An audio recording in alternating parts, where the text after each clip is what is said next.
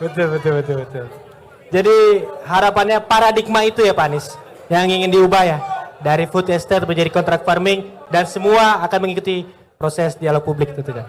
Selanjutnya Pak Anies, pertanyaan yang ketiga di segmen kedua.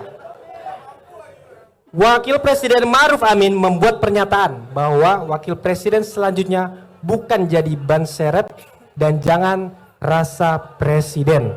Gimana respon apa Anies mengenai hal itu?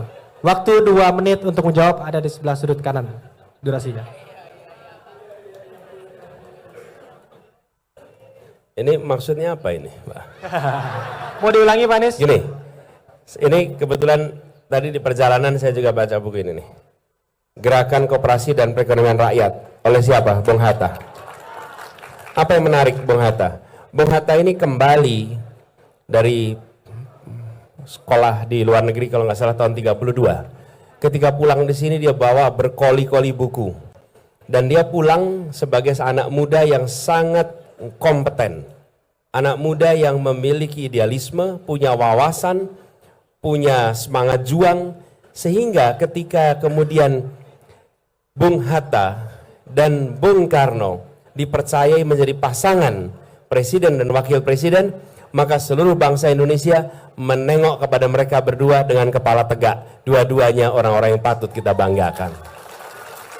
Dua-duanya orang yang saling mengisi, setara, pengalamannya setara, wawasannya, idealismenya, dan teruji. Bung Hatta itu doktorandus di saat 95% penduduk buta huruf.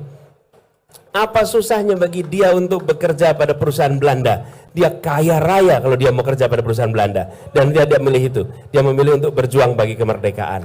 Jadi, saya berikan contoh. Dan contoh kedua misalnya hari ini, kita punya mantan wakil presiden, Yusuf Kalla. Yang kebetulan asisten dosennya Bung Hatta. Ketika Bung Hatta menjadi dosen di Unhas, asistennya itu namanya Yusuf Kalla.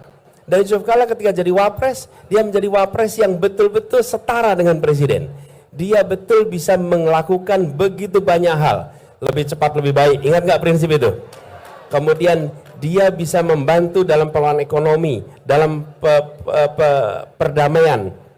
Jadi pasangan itu setara. Jadi kami meyakini itu. Karenanya saya bersyukur sekali berpasangan dengan Gus Muhaimin Iskandar, seorang yang punya rekam jejak perjuangan sejak masa muda, aktivis sejak zaman mahasiswa, kemudian menjadi ketua umum PMII, lalu aktif di dalam proses politik, memimpin partai politik. Jadi bukan seseorang yang karbitan, bukan seorang yang mendadak jadi calon wakil presiden, sama sekali tidak. Jadi ya kalau dia buah gitu, dia buah yang matang di pohon. Dan buah belimbing yang makan di pohon tuh enak rasanya. Ya, kalau belimbing yang belum matang dimakan sakit di perut, asem. Tapi kalau belimbing yang matang di pohon enak sekali rasanya. Jadi matang di pohon itu beda dengan matang di peram, betul ya? Nah, jadi insya Allah ke depan ini sebagai pasangan, insya Allah bila amanat itu diberikan, kita bisa bekerja bersama dan setara untuk saling mengisi. Gitu kira-kira. Terima kasih Pak Anies jawabannya. Pak Anies juga sering bilang duit tunggal ya dengan calon presiden. Dan harapannya tadi apa yang disampaikan Pak Anies sudah menjawab ya.